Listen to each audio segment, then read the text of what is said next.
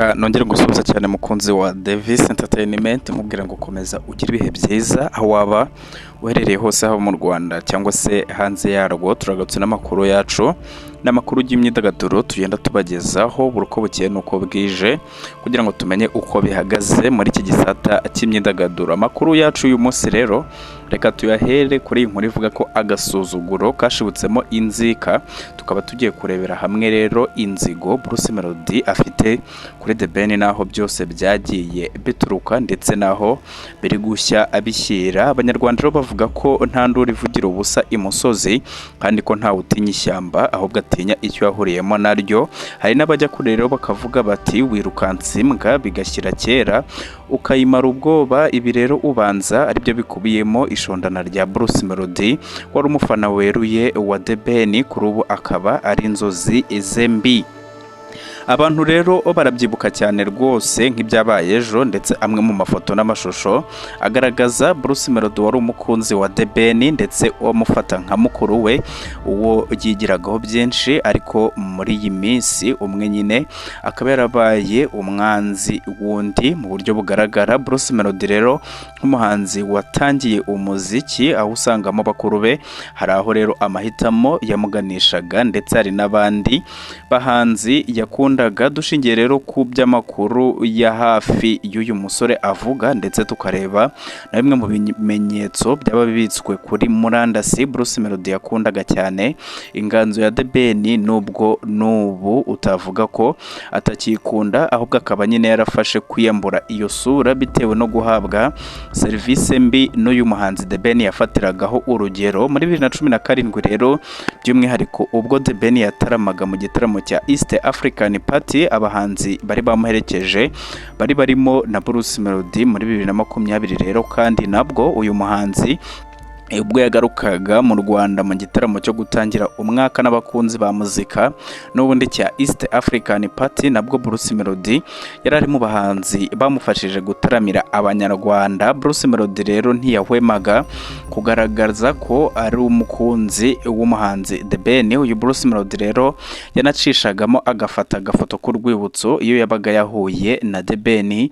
Icyo kora kuva muri uyu mwaka byatangiye guhinduka ku ikubitiro rero si Bruce Melody watangije iyo mpinduramatwara ahubwo abafana be bari batangiye kuba benshi, ndetse ubwo yabaga ari mu bihe byiza nibwo The Ben na mugenzi we Meddy bafatwa nk'impanga mu muziki batangiye gusa n'abacika intege. Kuva muri 2020 rero abakunzi ba Bruce Melody batangiye gufatirana izo ntege nke za The Ben na Meddy bari bayoboye, batangira kubona ko ukuvuga ko uyu muhanzi yaba yamaze kugera ku rwego nk'urwabo. Aha niho rero hari hagiye gutuma uwari inshuti ahinduka umwanzi. Muri iki gihe rero umuhanzi The Ben yahamagaye Bruce Melody nk'umuhanzi wari uhagaze neza icyo gihe kugira ngo bakorane indirimbo banarushaho nyine guteza umuziki nyarwanda. Bruce Melody rero yakiriye telefone n'amashyushyu menshi ndetse yitabisha amaguru asanga The Ben muri studio hamwe na Medbeat. Ubwo rero Bruce Melody yageragaho The Ben yarari yahasanze Medbeat ndetse na Zizu Alpacino. Bruce Melody rero nk'uko aherutse kubitangaza yasanze The Ben arimo gukina PlayStation na Zizu Alpacino, ahita asanga nyine Medbeat muri studio batangira gukora ku ndirimbo bategereje The Ben. Aba bombi rero bakoze indirimbo Bruce Melody ashyiramo igitero, ariko bakoze kuri The Ben wari wamuhamagaye akomeza kwikinira wa mukino. Ibi rero byabaye ubugira kabiri. Bruce Melody arataha, hanyuma ategereza ko wenda hari umunsi The Ben azongera kumuhamagara akamubwira icyavuye muri wa mushinga yamuhamagarizaga. Ibi rero ku ruhande rwa Bruce Melody yabifashe nk'agasuzuguro k'indenga kamere.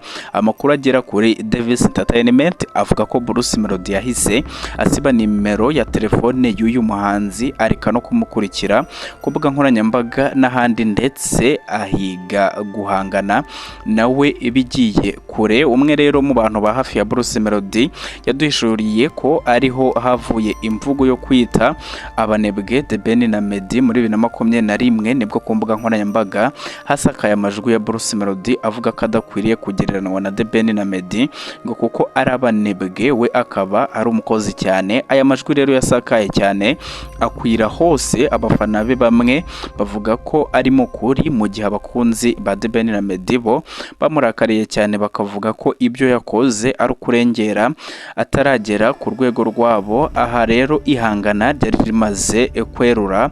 Uwaganirije itangazamakuru rero yagize ati erega ari amajwi mwumvise Bruce Melody yita Meddy na The Ben abanebwe ntabwo yabivugiye ubusa. Ati Bruce Melody kuva Ben yamuhamagara ngo bakorane indirimbo ntibayikore yarababaye. Ati kandi ni nawe yashakaga kubwira, ahubwo ngo nuko akenshi The Ben ajyana na Meddy mu bintu byinshi. Iyi nzigo rero yarakuze kugira ubwo Bruce Melody abifashishijwemo na Met Beats bakuye amata ku munwa The Ben muri 2022 ubwo yarabonye umushoramo imari Coach Gayeri akaza kwisanga nyine yahinduye uruhande arimo gukorana na Bruce Melody no kugeza na n'ubu. Nkaho rero ibyo bidahagije, Bruce Melody yahisemo gukubita agakoni kunda The Ben umunsi bahuriye mu gitaramo mu mwaka wa 2023. Rero nibwo ku mbuga nkoranyambaga hasakaye amagambo ya Muyoboke Alex asabaho kugira ngo bahore mu ntambara y'amagambo hagati ya Bruce Melody na The Ben ngo bakwiriye gukora igitaramo cyangana yise bato hanyuma bakagira uwemeza undi. Aya magambo rero yasamiwe hejuru na benshi ndetse na Bruce Melody avuga ko icyo gitaramo kibaye yamukubita agakoni kunda. Kugeza ubu rero ni gake Bruce Melody yakora ikiganiro kikarangira hatajemo izina The Ben, kandi mu buryo bwo guhangana cyangwa se bwo kunyegana. Umwaka ushize wa 2023 nibwo The Ben yavuze kuri Bruce Melody. The Ben yavuze ko rero abona ngo hadakenewe bato, ngo ahubwo bakwiriye guhabwa igitaramo cyabo cyo kunga imbaraga aho kuzitatanya. Yanaboneyeho rero asaba leta kubaha sitade Amahoro akaba ariho icyo gitaramo cyabera mu ntangiriro za Gashyantare 2024. Rero aba bahanzi bombi baherutse guhurira muri Rwanda Day yabereye muri Leta Zunze Ubumwe za Amerika muri Washington DC. Bruce Melody rero yavuze ko yahuye na The Ben bagahoberana bigatinda. Wavuga ko rero iyi ntambara y'amagambo yagize umumaro ntiyababeshye, kuko kugeza ubu urwego rwa Bruce Melody rwarazamutse cyane, ndetse banemeza ko kugeza ubu ari we uyoboye muzika nyarwanda, nubwo ari ingingo nyine iburanwaho kenshi. Iby'indirimbo yabaye imbarutso yo gushondana, iyo irengero ryayo ni Met Beats warimenya kuko niwe wari wayitangiye. Gusa amakuru avuga ko iyi ndirimbo yari yatangiwe yaje guhabwa Bruce Melody akayikoramo iyindi ku giti cye. Reka amakuru yacu tuyakomereze kuri iyi nkuru ivuga ko igituza cya Kim Kardashian cyabaye nyirabayazana yo gutsindwa kwa Francis. Kim Kardashian rero wabaye umugore wa Kanye West yageretsweho icyaha cy'insinzwi ya Francis mu mukino w'iteramakofe wakubiswemo na Anthony Joshua. Abafana ba Francis rero umukinnyi w'iteramakofe ukomoka muri Cameroon yibasiye cyane umunyamideli w'umunyamerika Kim Kardashian kuba yatumye nyine atsindwa uriya mukino waraye uhuje Anthony Joshua na muri Saudi Arabia. Uyu Francis rero akaba yakubiswe mu gace ka kabiri, aho byari umukino witabiriwe n'abarimo umutoza wamenyekanye cyane muri Chelsea no muri Real Madrid Jose Mourinho. Ni umukino kandi umuraperi Drake yari yashese ariko akaza gutsindwa. Uyu Kim Kardashian ngo yabaye nyirabayazana wo gutsindwa kwa Francis ngo nuko kuwa kane mbere yuko uyu mukino uba yagiye ku mbuga nkoranyambaga ze ashyiraho amafoto ye agaragaza mu gituza ibyatumye rero Francis bimurenga akavugishwa. Uyu Francis rero agikubita amaso iyo foto ya Kim yahise yandika ko amukumbuye cyane. Abafana rero baravuga ko ngo yaraye atekereza ikimero cya Kim Kardashian aho gutekereza ku mukino yari afite. Ati bimuviramo gukubitwa. Nyamara rero yaba Kim Kardashian cyangwa Francis ntawe uragira icyo atangaza kuri amagambo ariko hwihwizwa n'abafana babo. Reka amakuru yacu tuyakomereze kuri iyi nkuru ya Israel Mbonyi ivuga ko amaze kuba yakuzuza imyaka 10 mu muziki.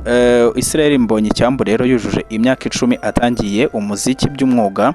Muri icyo gihe cyose rero akaba yarakoze ibihangano byigaruriye imitima ya benshi, ndetse akaba yaragiye ashyiraho n'akadomo mu bihugu bikoresha igiswahili bigasingiza ubuhanga bwiwe. Ku itariki ya 10 rero Werurwe 2024 Israel Mbonyi ukunzwe mu ndirimbo ni Nasiri imaze kurebwa na miliyoni zigera kuri 39 kuri YouTube, yujuje ikinyacumi kuva yatangira umuziki mu buryo bw'umwuga. Tugiye kwitsa rero ku mateka y'uyu muhanzi. Uyu muhanzi Israel Mbonyi cyambure wamenyekanye nka Israel Mbonyi ni umuhanzi w'umunyarwanda umaze kugwiza ibigwi mu bijyanye no kwandika indirimbo zihariye ndetse n'uruhare rukomeye amaze kugira mu iterambere ry'umuziki wo kuramya no guhimbaza Imana. Mbonyi rero yavukiye mu muryango w'abakristo mu gihugu cya Repubulika Iharanira Demokarasi ya Kongo hari ku itariki ya 20 Gicurasi 1992. Yatangiye rero kwiyumvamo urukundo rw'umuziki mu bwana bwe. Uyu musore kandi nubwo ubuzima bwe yabyerekeje mu muziki, ariko yafite impamya y'ubumenyi mu birebana na farumasi yakuye mu gihugu cy'Ubuhinde. Ubwo yaganiraga rero na televiziyo y'u Rwanda muri 2022, yavuze ko yenda gusoza icyiciro cya gatatu mu birebana na public health, kandi ko aricyo kintu abona yakora aba yadakora umuziki. Aherutse ro gutangaza ko afite gahunda yo gukomeza amashuri kugeza ku rwego rwa PhD. Israel Mbonyi rero amaze kwigwizaho igikundiro yaba mu Rwanda no hanze yarwo mu bihugu nka Tanzania na Kenya. Israel Mbonyi rero yatangiye kwiga umuziki akiri muto, aho yigishwaga n'umwarimu we mu bice bya Musanze. Mu banyeshuri bagera kuri 30 rero bari baratangiranye, niwe wabashije gusoza amasomo yo kwiga gitari. Ku itariki ya 10 rero Werurwe 2014 nibwo yashyize hanze indirimbo ye ya mbere yanitiriye nyine alubumu yashyize hanze muri uwo mwaka. Ibi rero bisobanuye ko ku itariki ya 10 Werurwe 2024 yujuje imyaka 10 amaze mu muziki. Iyi alubumu ya mbere rero yise Number 1 yari iriho indirimbo zagize igikundiro cyo hejuru, nka yankuyeho urubanza, ku migezi, nzi ibyo nibwira, ku musaraba, ndanyuzwe, hari impamvu n'agasambi. Mu mwaka wa 2023 rero Mbonyi yatangiye kwagura uburyo bw'imikorere, atangira kuririmba mu giswahili. Ni ibintu rero byamuhiriye guhera kuri ni Nasiri yabaye agatangaza kuva yashyira hanze ku itariki ya 26 Kamena 2023. Ibitaramo bye rero biritabirwa ku rwego rwo hejuru, ku buryo hari nubwo abantu rwose bahagera bagataha babuze aho bajya stade cyangwa aho ibirori byabereye huzuye. Abafana rero baturutse mu gihugu cya Kenya bari baje mu gitaramo cya Israel Mbonyi. Byitezwe ko mu kinyacumi cya kabiri igiyeho azaca gahigo nyine ko kuzuza stade Amahoro. Israel Mbonyi kandi akora indirimbo zikora ku mitima y'abantu mu byiciro bigiye bitandukanye, aho na Perezida Kagame w'igihugu cyacu nawe yagaragaye asuhuza Israel Mbonyi amwereka ko yishimiye ibihangano bye, ndetse na Perezida w'igihugu cya Tanzania nawe yakomoje kuri uyu Israel Mbonyi avuga ko ibihangano bye rwose ngo biba birimo umwuka wera. Reka amakuru yacu uyu munsi rero tuyahenera ahangaha, nkwibutsa ko iyi ari Davis Entertainment, ariko bwa mbere rero udusuye ushobora gukanda subscribe kugira ngo tujye tubana mu makuru tugenda tubagezaho uko bukeye nuko bwije. Turabakunda cyane.